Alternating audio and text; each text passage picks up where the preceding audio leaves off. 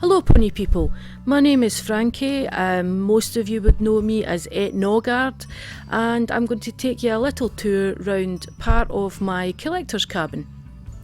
Now this is a 40-foot long cabin, half of which is taken up by a great majority of my My Little Pony collection. The cabin is 40 foot long, it's got double locking doors, double locking windows and a security alarm in place. There's CCTV outside, it's well covered.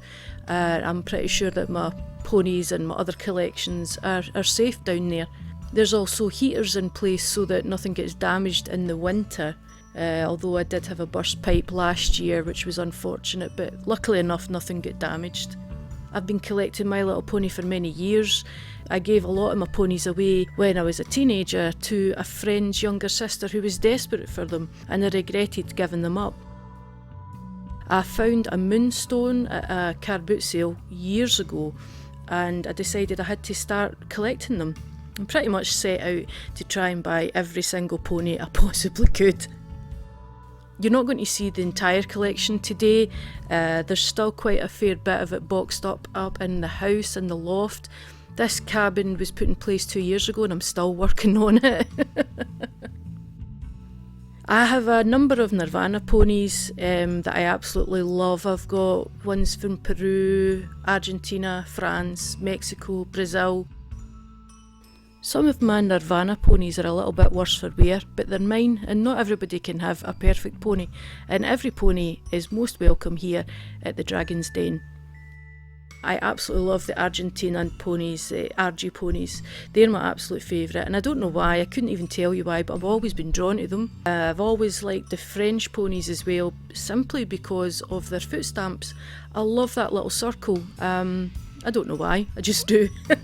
It's the little details like that draw you to one part of the collection, isn't it? Highlights in my collection, I've put in stills at the end of the video so that you can see them. Pretty much all my Nirvanas, my Spanish Piggy ponies, Minty, Snuzzle and Butterscotch with the reverse symbols. In the G3 has to be the giant G3 blank. She's enormous. I absolutely love her. She's the showstopper for me. She just looks fantastic.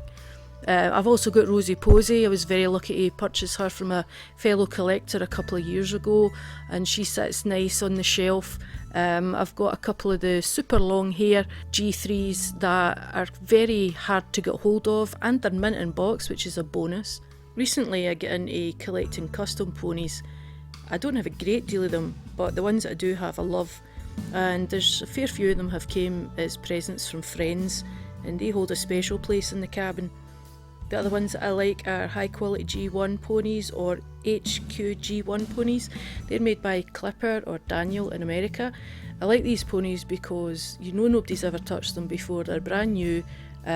Some are the classic designs, some are designs that they made up themselves. I pretty much got all of them except the artistry girls, because I didn't like that pose. I think I still need to get one teeny pony from them. I do have a story about one that I bought about 4 or 5 years ago, and it's a very, very special pony, although it might not be to anybody else. It is a Princess Amethyst, and I lost my father a couple of years ago. Before that we had been in a thrift shop, and I had never ever found a G1 pony in a thrift shop before, and there she was just sitting there, and my dad bought it for me. So she's very, very special. She sits with the rest of the princesses. She's got her wee crown, her wee top hat, and I absolutely love her to bits. At the last PonyCon line, I managed to get hold of quite a fair bit of merchandise for the G3s, and one part of which was a number of comics that I'd been looking for, and I pretty much think I've got all the G3 comics now, as well as all the G1 comics. I absolutely love the Dream Beauties, the G1 Dream Beauties. They're absolutely gorgeous. They're so slender and graceful looking, and there's one more that I really, really want to get, but it's proven quite difficult to get hold of. Next time I see it at a decent price, I think I'm just going to go for it, because it's the last one that I want of the Dream Beauties. My favourite part of all the collections is the super long hair ponies, the G1 and the G3. I was quite lucky to get hold of two of the really rare sets for the super long hairs. I think only one of them is deboxed, the other three are mint in box, which is, I tend not to collect boxed items. I know I do have a fair few, but with limited space and the way that I display my ponies, there's really no reason for them to be boxed. I remember when the G1s and the G3s were in the shops, I can remember being taken to John Lewis's in Edinburgh by an aunt and finding the My Little Ponies in the toy department and picking one to take home, which was great.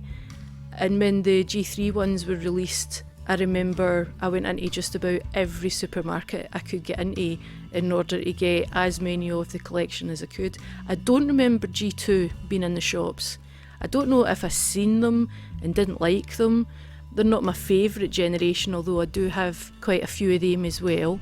But G3 is my ultimate favourite generation. So I hope you enjoyed that little tour of the Dragon's Den, and I hope you enjoy the rest of the convention. Thanks for watching. Bye!